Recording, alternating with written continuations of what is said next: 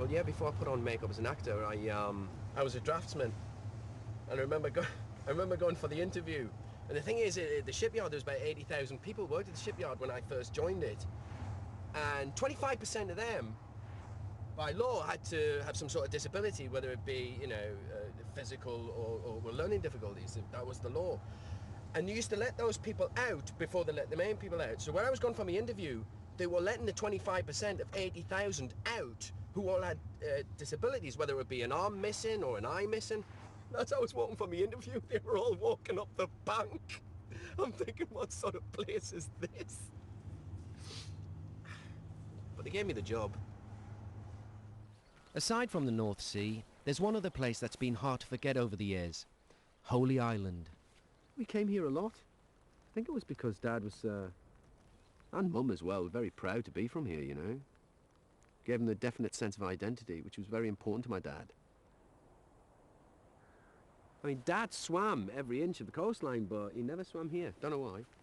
No idea. It's all coming back now, the childhood thing. The imagery that's just presenting itself now. Just us having a picnic, out on the boat, looking at the seals and the birds. No, it's fab. And I don't know how I'm going to get across, but, you know, I'll do some research, I'll look at maps, I'll read books, I'll ask local advice, and find out where's a good place to swim from. And if I'm going to swim anywhere, why not at home? Holy Island. The holy grail of wild swims. After a shockingly cold start to my wild swimming adventure, I head south in search of balmier waters.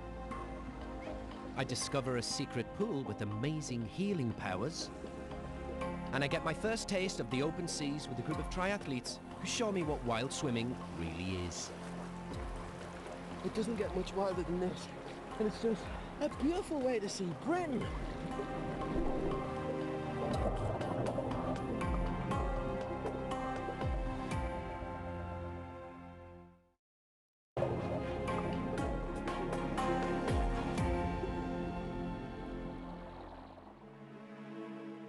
Now you might think it's a little early in my wild swimming career to have a lie-in, but getting rescued from the River Tyne wasn't quite the start I'd hoped for. Severe currents, freezing temperatures. If that's swimming in the northeast, then I'm really worried about my swim to Holy Island. So I've got an idea. I'm going to start again, but this time take a more gentle approach and build from there.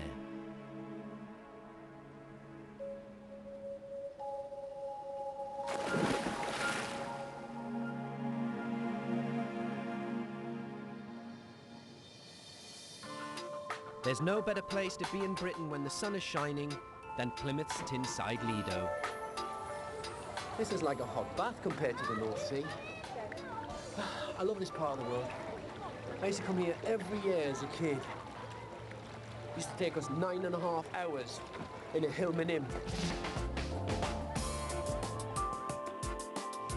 Everyone else was going up to the Costa Brava. Not us. My dad, my mum, 4 kids. But I have to say, once we got here, it made me think that maybe those people who travelled to the Costa Brava and other places had lost sight of just how beautiful Britain is. Beautiful to look at and even lovelier to swim in, this 1930s Lido is just the introduction to wild swimming I'm after. And Bob and Dave, they're the perfect hosts. My first experience, my first strokes were in a Lido at Penzance, the Jubilee pool, and that was 50 years ago as a 5-year-old. And the day out in the summer was a trip to the Lido, and you'd spend all day at the Lido. You arrive when it opened in the morning, you'd be there with your family and your mates, you'd have your lunch there, until they threw you out at the end of the day. So there was a real sense of community and togetherness. Absolutely. And so you've had a sort of love affair with these Lidos ever since, haven't you? And because of that, you said, all right, we've swam the Lido down in Plymouth here, and you decided to swim, what was it, 100 Lidos around the country? There's now probably about 100 that are still open, and we thought that before too many of them closed, we should go round and swim a mile in each one.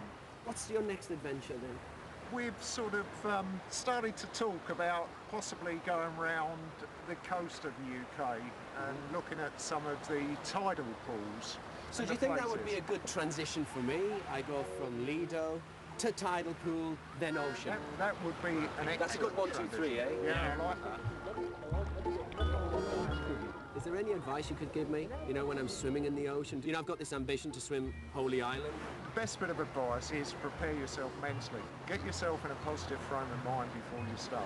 Keep calm, because where people get into trouble in water, it's not because they can't swim, it's because they panic. Slow down, Bob. Make me look good. Make me look good. Come on, Bob, say something. Girls, if I look in trouble, will you come and save me? That'll do it, Bob. He's got the chop. I love Lidos. All walks of life are here, aren't they? There's some interesting shapes and sizes, some very interesting costumes. Speaking of which, Bob,